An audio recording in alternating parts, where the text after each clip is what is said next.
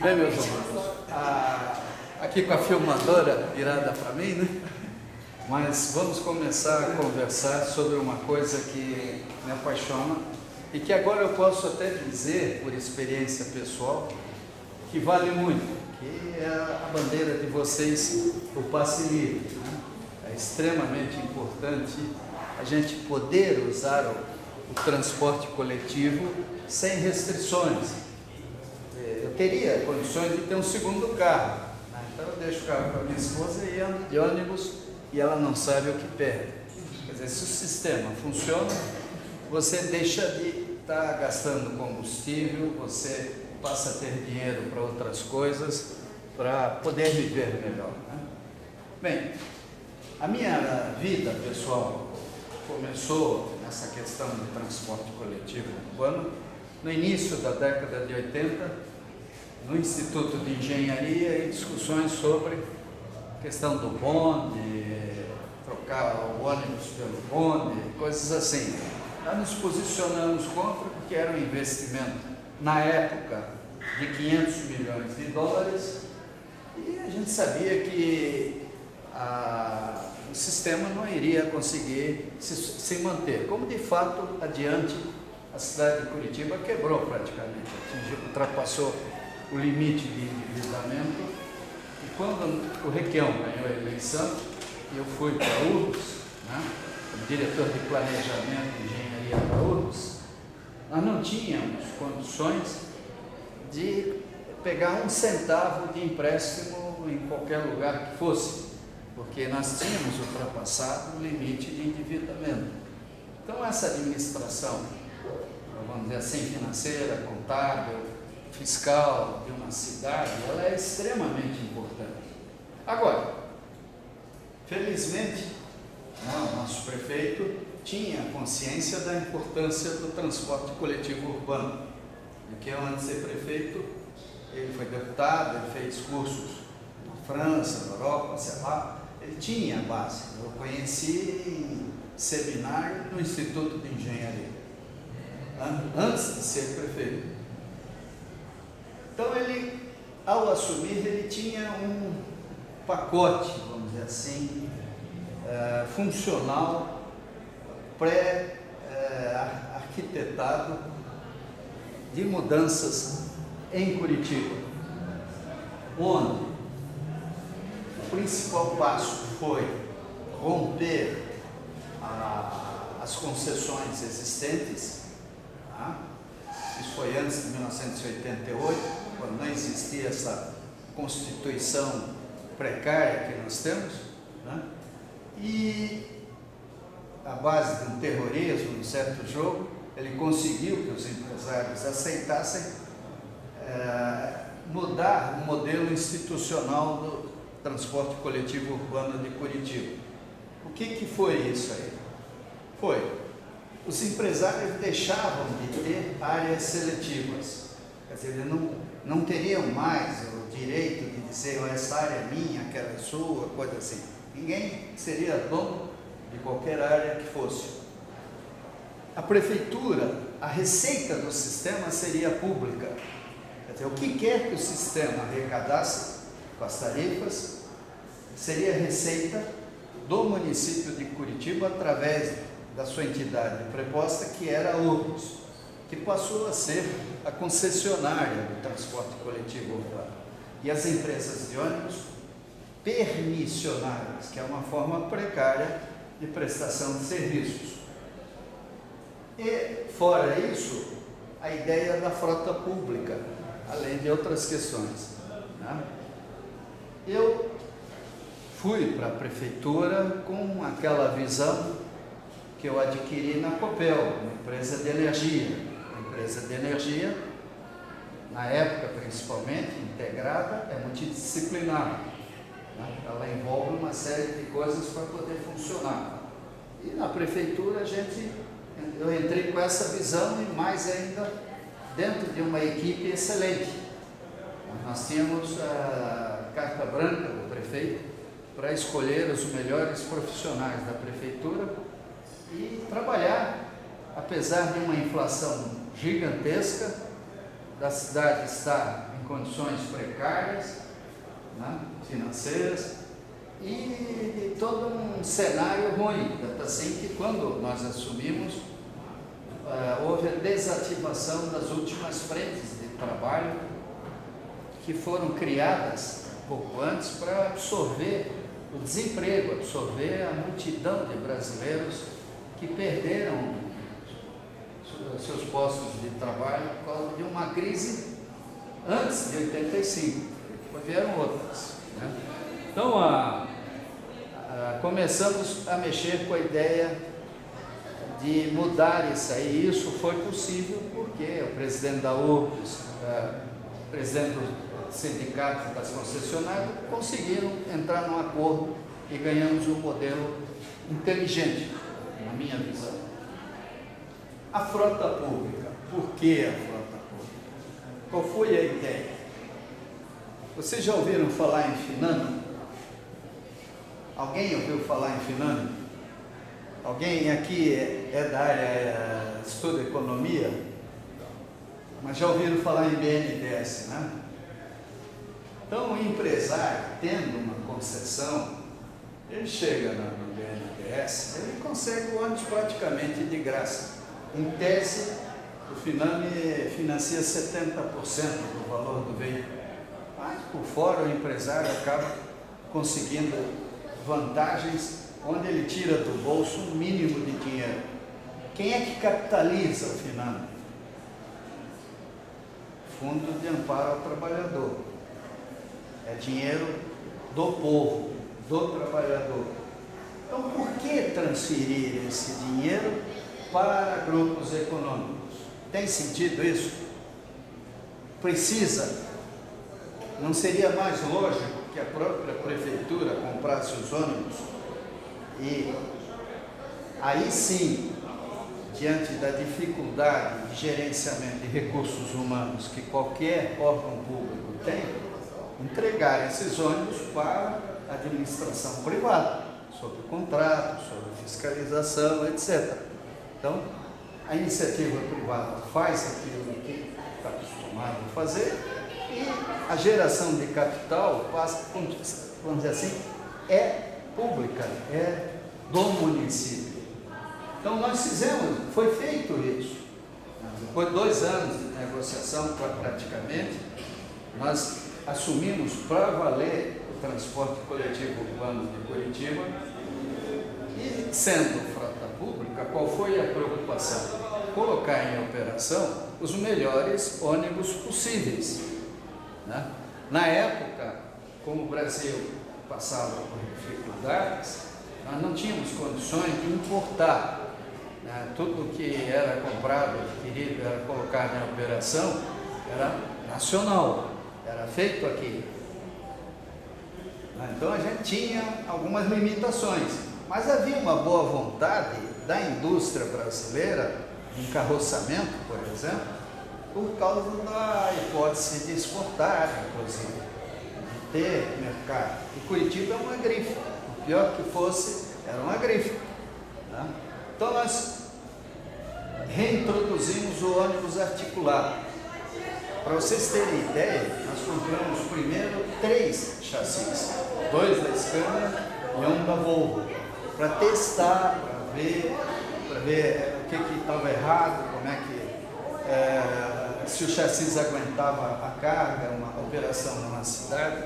Aí ganhamos confiança, fizemos uma concorrência para mais 10, depois 20, chegamos a 88 ônibus articulados, tá? Em um ano e pouco, com 10 centavos na tarifa, era uma fraçãozinha da tarifa, deu para pagar à vista esses 88 ônibus. E já tínhamos feito edital para mais 200 e tantos ônibus, que infelizmente o prefeito que sucedeu abandonou a ideia da frota pública. Melhor ainda, como era a frota pública, nós impusemos, estabelecemos padrões, padrão de layout, padrão de banco, padrão para o motorista. Quer dizer, houve que Curitiba não tinha padrão. Os ônibus de Curitiba não tinha duas portas, tinha três, a porta de uma largura, de outra, de um jeito ou de outro. Então, isso foi, na época, estabelecido, graças a até uma coincidência muito grande, que nós tivemos engenheiros como o Basgal, o Marquezete, pessoas que tinham vivência, né, o Marquezete, por exemplo, família, tudo nessa área de transporte, e um tremendo desenhista, quer dizer, industrial, sabia, ó, a largura tem que ser essa, altura, comprimento, ergonomia, né? O que era possível no estado da arte que existia. Bem, se a frota era pública, né, o que o prefeito determinou? Que o custo dos ônibus, como custo de capital, exceto aquela fração para comprar os ônibus, porque nós não tínhamos outra opção, o custo da URBS, o custo de manutenção dos terminais, tudo isso não caía sobre a tarifa, não era jogado na tarifa. Outra coisa na época que o Requião resistiu muito foi as isenções tarifárias, quer dizer, quem paga mais transporte coletivo é o trabalhador. Então, não existia o vale transporte, né? Então, nessas condições, o vale transporte foi feito, inclusive, naquela fase, com o Afonso Camargo, né, que até conseguiu colocar essa ideia, que depois se tornou geral, quer dizer, é uma ideia federal, né, que veio a compensação fiscal. Então, a preocupação era, de fato, reduzir as tarifas, tá? Reduzir ao máximo. Nessa ideia da frota pública, vocês vejam que o peso do capital é 15%, 20%, não é muito. O maior peso na tarifa do transporte coletivo é o salário do motorista e do cobrador. Nós, inclusive, na época, pensamos em introduzir a bilhetagem automática para valer, porque tirando o cobrador, você ganha um espaço para mais 4 ou 5 passageiros, né, o que reduz proporcionalmente o custo do sistema, e o ônibus ganha velocidade, quer dizer, quando muito, vender a tarifação externa, vendendo as fichinhas metálicas que nós implantamos na época, né? Então, havia uma preocupação total e absoluta de reduzir o custo do sistema e não esperar boa vontade do governo federal ou estadual. Quer dizer, a questão era que dentro do município achar uma solução aqui dentro, inclusive mantendo aquilo que era bom, como foi o caso das canaletas.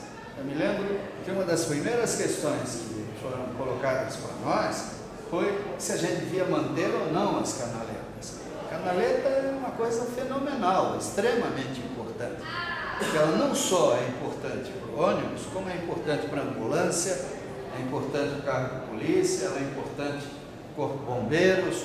Quer dizer, o pessoal muitas vezes se esquece que a canaleta é uma rua de serviços. Até uma coisa extremamente preocupante em Curitiba é que o pessoal está invadindo a canaleta, com skate, até com bicicleta, coisa. Quer dizer, mais cedo ou mais tarde poderemos ter um acidente gravíssimo se algum motorista cair na besteira de desviar o ônibus, né?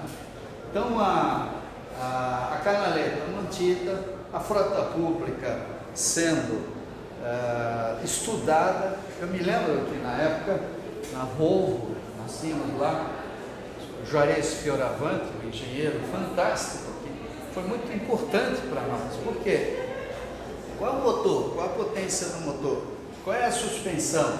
Que tipo de freio? Como é que deve ser o painel do motorista? Muitas vezes o pessoal só olha a parte externa, né? E esquece a interna. Nós implantamos os CITES para valer, construímos o terminal de integração para o ensino especial. Eu me lembro, eu tenho um filho que é deficiente auditivo, então a gente frequentava a EFTA, né? Tinha mãe que ia de manhã, ficava na escola, até a aula terminar, porque não tinha dinheiro para trazer o filho e para casa, voltar e pegar de novo. Então, o transporte especial liberou aquela mãe para que a criança frequentasse a escola especial e voltasse para casa sem a companhia dela. Então, viabilizamos para valer o transporte especial. Até eu me lembro que na época, tem um lance que é bom nem gravar, depois não vou poder botar, mas tem coisas folclóricas que, eu acho que mesa de bar eu posso até contar sobre a burocracia brasileira. Mas havia essa visão. Agora vem a pergunta: frota pública, nós estamos falando em metrô. Vocês ouviram falar no ligeirão, super ligeirão que a prefeitura vai instalar? $1 milhão cada um, parece. É um ônibus mais largo, biarticulado. Para o metrô, eles estão prevendo 1,4 bilhão de subsídio, fundo perdido, para 14 quilômetros de metrô, 14,2. Fora o dinheiro que a prefeitura vai botar.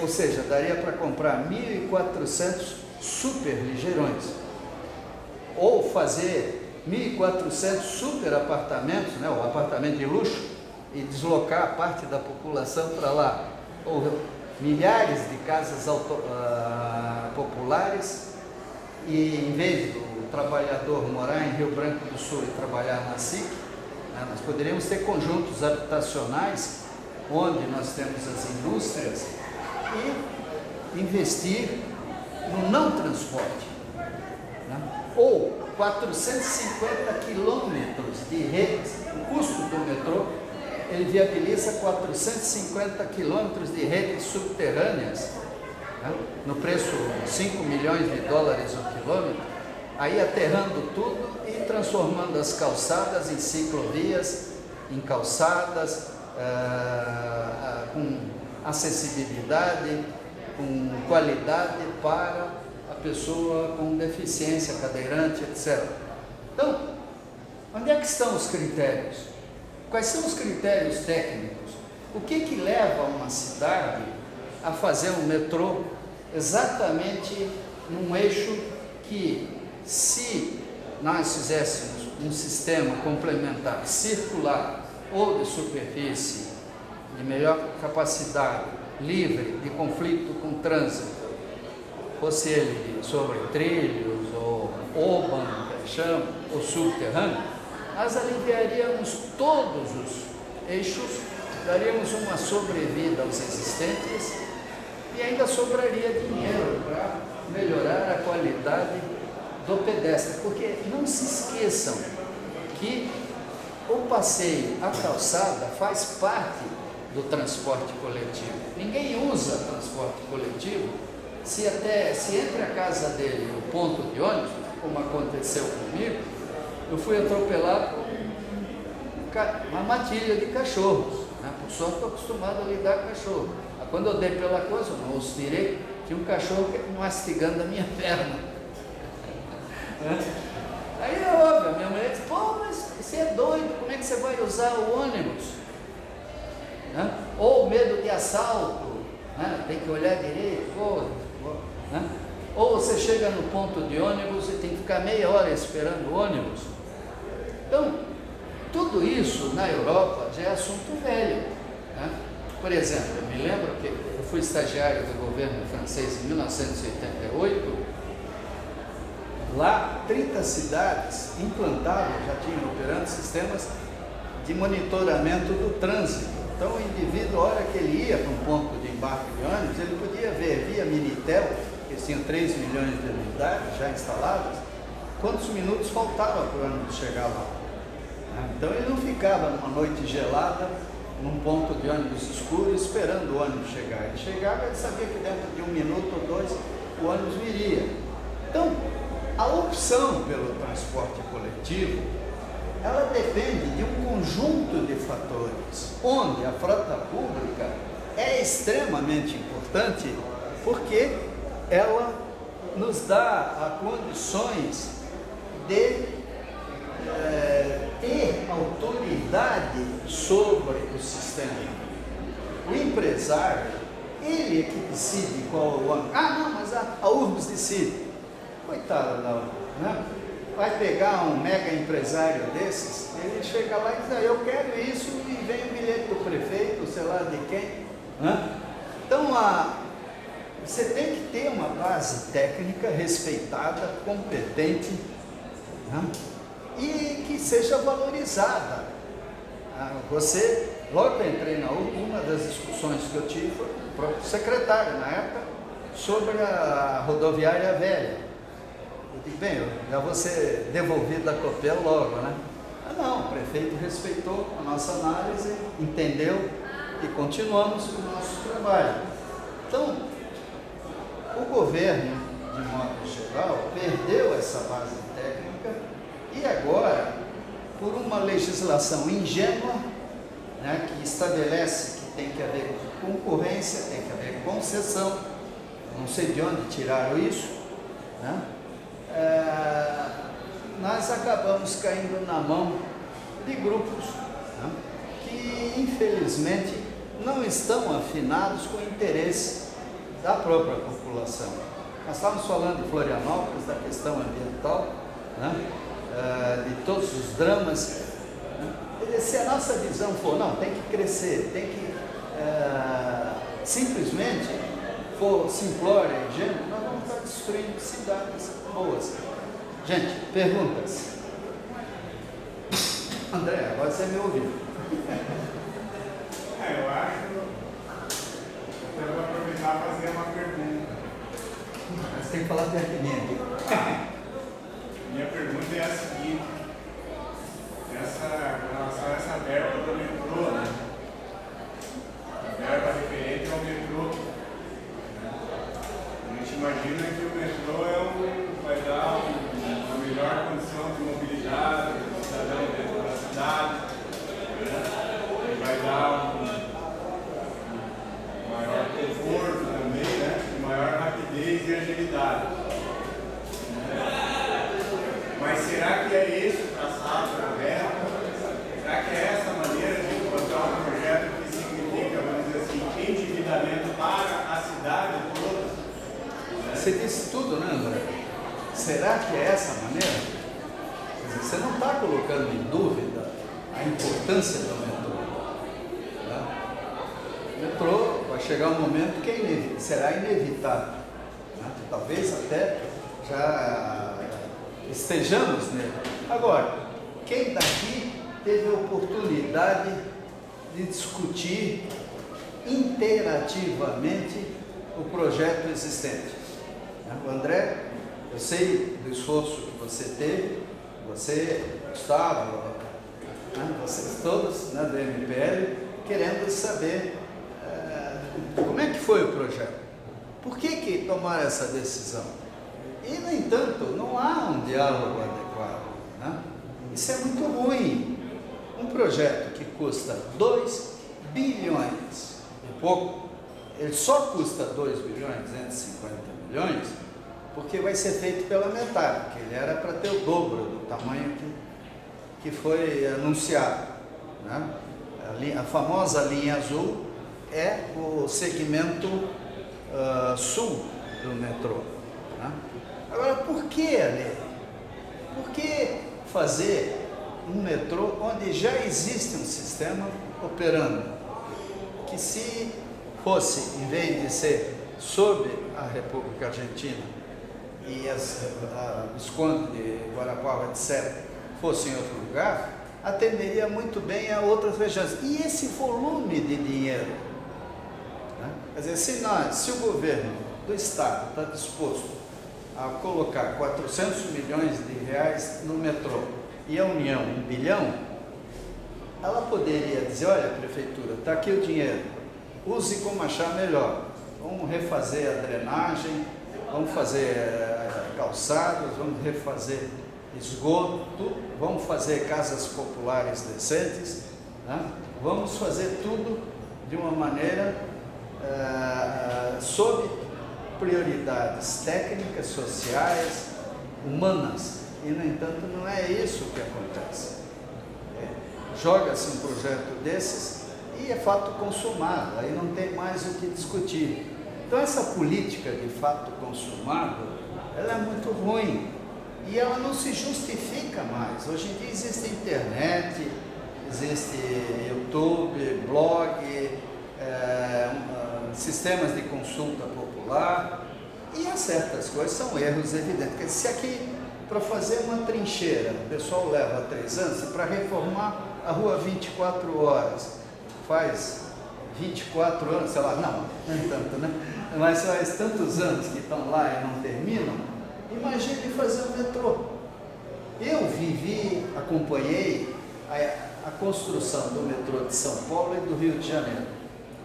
São Paulo, afinada com o governo federal, recebeu dinheiro e o metrô foi andando.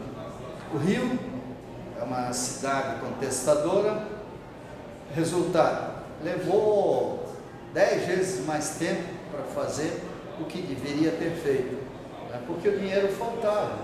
Quer dizer, embarcar nessas, dizer, vamos ter dinheiro federal. Tudo bem, onde é que está esse dinheiro? Em que conta? Agora, se temos o dinheiro, por que não implantar a frota pública? Quer dizer, vai gastar sei lá, quantos milhões de reais para comprar esses super ligeirões? Então, vamos dizer, não, quem vai comprar o ônibus é a URGS, e ela vai ceder ao operador sob contrato de comodado, coisa assim, uma seguradora por trás, e vão fazer fiscalização e esse dinheiro não entra na tarifa. Isso significa o quê? Uma redução de 15%, 20% ou mais no preço da tarifa. E aí, em vez de fazer essa loucura do ônibus sair correndo, feito doido pela cidade, vão reduzir tarifa, vão melhorar a qualidade. Há muita coisa que pode ser feita. A questão é nós termos, de fato, disposição e vontade política. André, você que sabe onde eu devo parar. Então, Marília, acho que... Obrigada pela fala.